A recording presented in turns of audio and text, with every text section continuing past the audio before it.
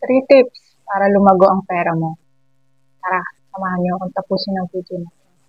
Ako nga pala si Mapen Morado, isang call center entrepreneur na may higit 10 taon na sa pagnenegosyo.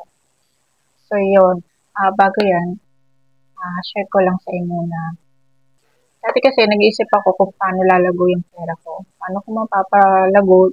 Kunyari, meron akong 500 pesos. Inisip ko kung paano ko siya palalaguin. So, nag-isip ko nagtinda ako pulburon. Gumawa muna ako pulburon. Worth of 200 pesos. If I'm not mistaken. So, bumili ako ng ingredients noon. Ng pulburon. Dahil favorite ko siya. So, gusto ko siya matutunan. So, gumawa ako noon. At the same time, syempre maraming sablay, maraming trial and error hanggang sa na-perfect ko siya. And then, nung nakagawa na ako ng marami noon, pinenta ko kasi nga gusto ko lumago yung pera ko, yung 500 madagdagan. Kaya yun. So, nakabenta ako ng pulburon, so marami namili. So, isang kilo ata yung ginawa ko yun. So, yun. So, ito na.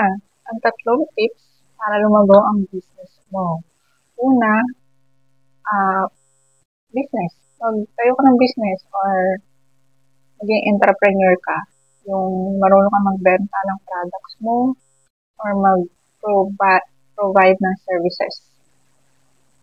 Products, yan pagbebenta ng, lalo na ngayon, uso ngayon, di ba, yung graham bar, mga cakes, yung ginagawa ko ngayon, yung macaroni salad. Tapos, sa services naman, pwede ka mag-offer ng manicure, pedicure, kung marunong ka nun. Pwede ka rin mag-offer ng laundry, kung meron kang kahit maliit machine, kahit yung regular machine lang, tapos may gusto mong palaba, assist mo, gano'n. Kung marunong ka naman sa technology, mag-repair ng mga sirang gadgets or mga computer, laptops, mga gano'n. Pwede yun. Siguro sa services kasi, hindi mo kailangan ng puhunan eh. Skills lang or talent, pwede na eh.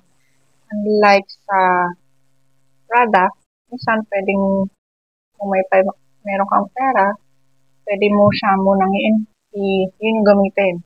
Pwede rin naman na kunin mo muna yung bayad sa mga order mo muna, tapos kunin mo yung bayad sa kabumili. Pwedeng ganon. Pangalawa, mag-invest or do side hustle business or extra income. So, yung nabanggit ko kanina, pwede rin yun maging extra income kung meron kang work.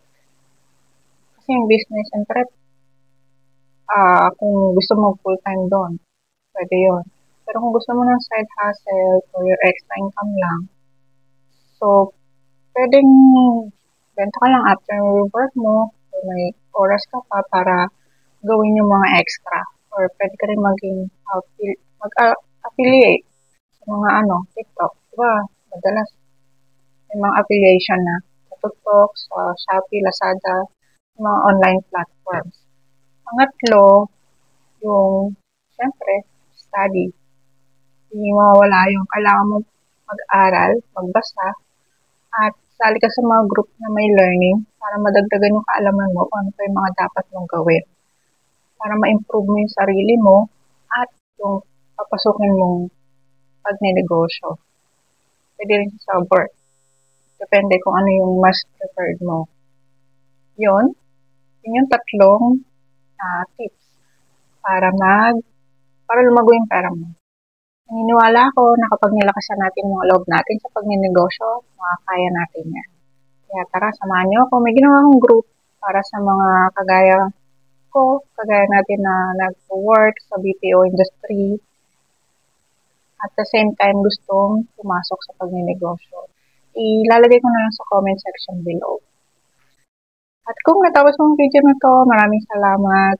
Please like, share, follow, and subscribe. Mali, sa YouTube pala yun. So, please follow, like, share, and comment na rin below. At kung mabot ka dito, pwede mo akong i-message kung may katanungan ka regarding sa pagninegosyo. Okay? Bye!